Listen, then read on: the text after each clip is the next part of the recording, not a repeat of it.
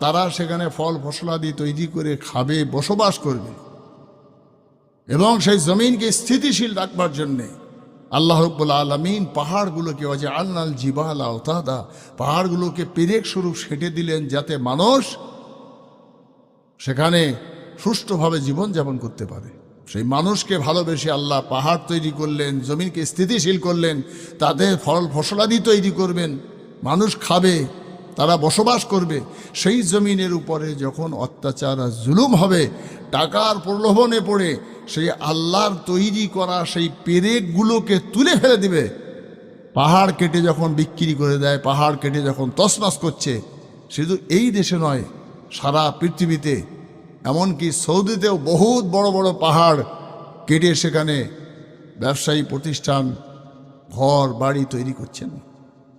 তাহলে আল্লাহ তৈরি করলেন যে পাহাড়কে পেরেক স্বরূপ জমিন